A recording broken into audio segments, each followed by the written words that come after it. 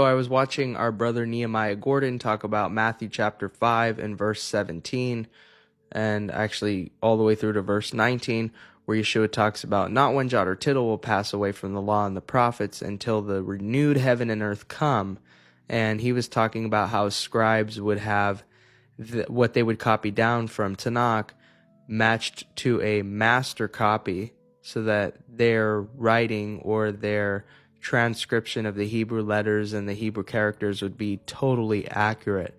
Now, what I would say is I'm not aware of a master copy in the temple. What I am aware of is a plurality of different versions of Tanakh that were like debated.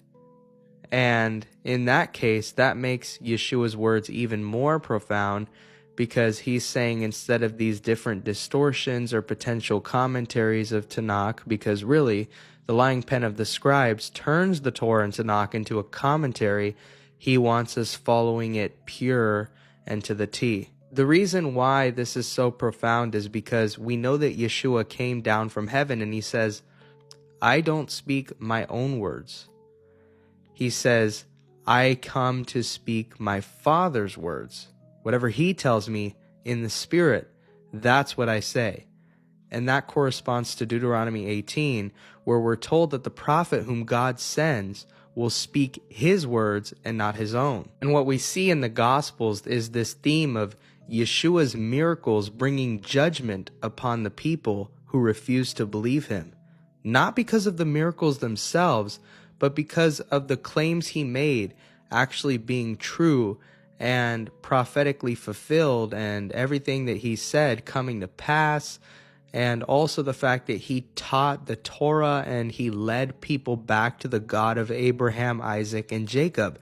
He did not stray them away to false God worship or to a false worship system apart from Tanakh, which would be a disqualifier for someone claiming to be a prophet of God. Even worse than people not believing the words of Yeshua is the fact that you have all these professors and they're writing academic articles about the lack of resurrection theology in Tanakh.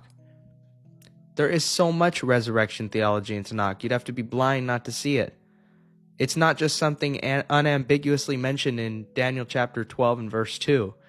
It's also in Isaiah chapter 29 when it talks about people coming back from the dust of the ground to life and rejoicing because of the life that they have in them.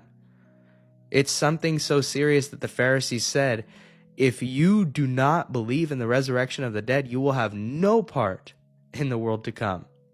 That you have no right to be in the world to come. Another thing too is in Ezekiel 37, we see the valley of dry bones, and the rabbis believe that there's a literal fulfillment of this with the congregation of Israel that died in the wilderness being resurrected and being brought back to life. Now, this is an interesting interpretation.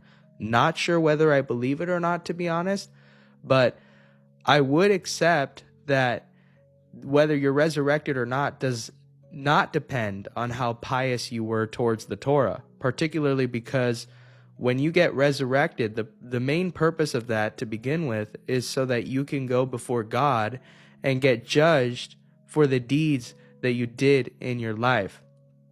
Now, in Torah, what we know is that all your deeds, all the things that you did, they have to be properly scaled, and Yahweh holds the scales, and he'll determine justices and injustices. And if you used proper weights and measures in your life, and proper weights and measures even amounts to making sure that you're doing the things that you're judging your neighbor for failing to fulfill. And that's why in Matthew 7, we read a warning from Yeshua to not judge lest you be judged, to take the plank out of our eye before we see the log in our brother's eye, and then subsequently point that out. This is what we call midah keneged midah, measure for measure. So brother, if you're not fulfilling the Sabbath, don't judge somebody for failing to fulfill the Sabbath or Shabbat. And I'm saying this to sisters too. If you are breaking the feast days and not keeping the feast days, breaking those commandments, then be careful at judging a Protestant Christian for failing to keep the feast days. You know, it's always interesting to see what people are philosophizing about, because we see that those who keep the commandments of Yeshua faithfully and of Torah and of Tanakh will have the right to eat of the tree of life in the city gates in the New Jerusalem. And in the rabbinic tradition, there's this idea, according to the Talmud, that bread will grow on trees. Now, while we don't even see this in the Bible whatsoever, there is always an indication in the mind of an Orthodox Jew that if they are righteous, if they do the things that they are commanded to do faithfully, and of course they do it out of love for God and not just to be self-righteous, that good things will come in the afterlife. So if you look, for example, at the exchange between Yaakov, or the deceiver, Jacob, and Laban, when it came to the spotted animals versus the lower value animals, we see that Yaakov purposefully manipulates the words nakod and akod. And that's to be able to get the better end of the deal from Laban without Laban actually realizing that his breeding practices would totally rip him off, which is why we read that he essentially not just deceived Laban, but stole the heart of Laban, because Laban was a covetous man. His heart was rooted in his worldly possessions.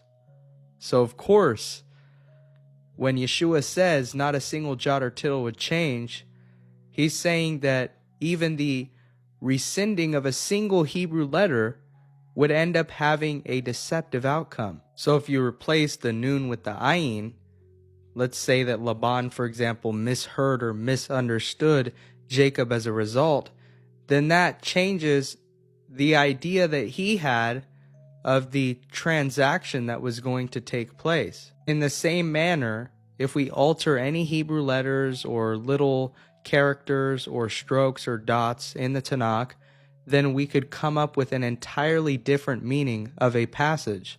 But we see that this deal between Yaakov and Laban also exposed his heart, in the sense that Yeshua's sayings came true.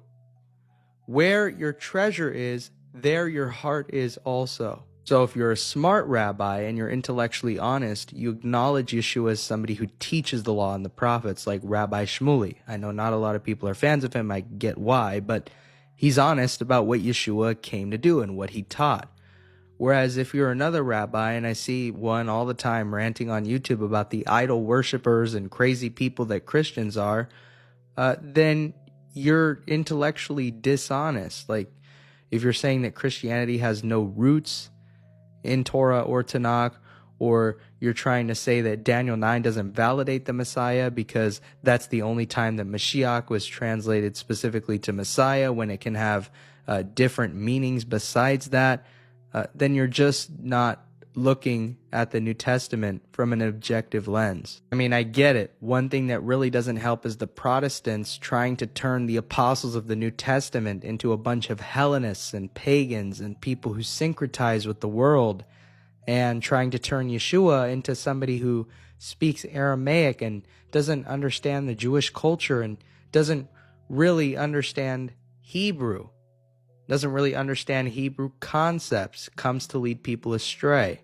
The reality is he cried out, Eli Eli lama azavtani, from the cross, from the stake, towards Yahweh the Father, because really it was like a sweet aroma, this event that happened. It pleased the Father to see this happen to him, because he needed the justice to be paid for all of our sins. So Yeshua quoted Psalm 22 directly. When we say that he said something in Aramaic towards the Father before he died, what we're really saying is that one of the words of that psalm got replaced by an Aramaic word instead of him quoting something directly from Tanakh, which would make way more sense. Way more sense. God bless you.